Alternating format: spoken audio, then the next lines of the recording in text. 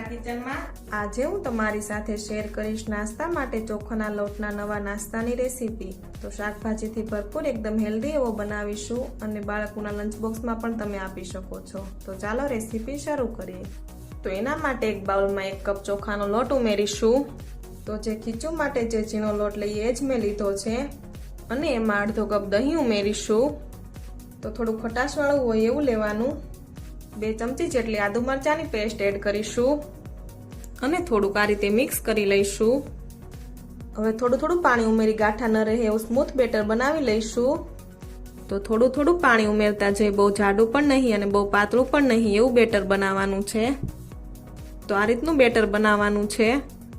તો બેટર તૈયાર થઈ ગયું છે। હવે આપણે શાકભાજીમાં 1 કપ ખમણેલું ગાજર, 1 કપ ઝીણા કટ કરેલા કેપ્સિકમ, અડધો કપ ઝીણા કટ કરેલા ટમેટા, 1/4 કપ ઝીણા કટ કરેલા લીલા ધાણા। તો તમે શાકભાજી તમારી પસંદ પ્રમાણેના ઉમેરી શકો છો। સ્વાદ પ્રમાણે મીઠું, અડધી ચમચી ચીલી ફ્લેક્સ એડ કરીશું। હવે બધી જ વસ્તુને એકદમ સારી રીતે મિક્સ કરી લઈશું। તો આ રીતનું મીડિયમ થીક એવું બેટર હોવું જોઈએ। તો આપણે ઇન્સ્ટન્ટ બનાવી રહ્યા છીએ એટલે 1/4 ચમચી ખાવાના સોડા ઉમેરીશું અને એકદમ સારી રીતે મિક્સ કરી લઈશું। તો બેટર આપણું તૈયાર છે। તો તમે આ નાસ્તો બનાવવા માટે ઢોસાનો તવો પણ વાપરી શકો છો। મારા પાસે આવી પેન છે તો હું એ વાપરી રહી છું। એમાં આપણે અડધી ચમચી જેટલું તેલ આ રીતે ફેલાવી દઈશું। એમાં થોડા તલ આ રીતે છાંટી દઈશું અને 2 મોટા ચમચા જેટલું બેટર આ રીતે ઉમેરી દઈશું।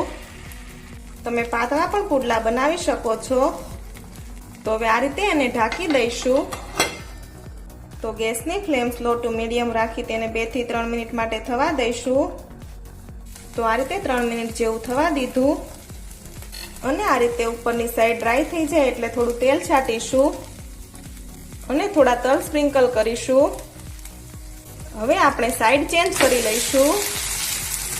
હવે ગેસની flame slow to medium rakhi 2 minute જેવું થવા દઈશું।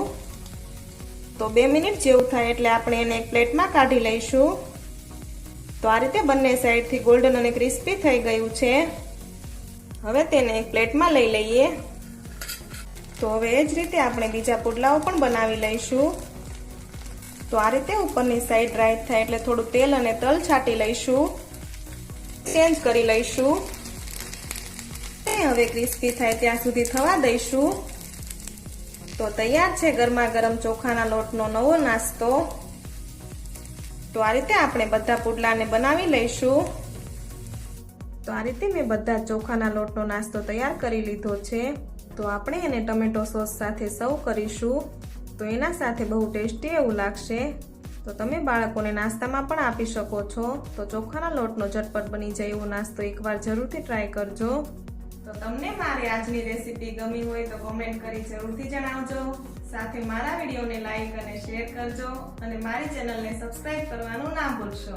Thank you for watching.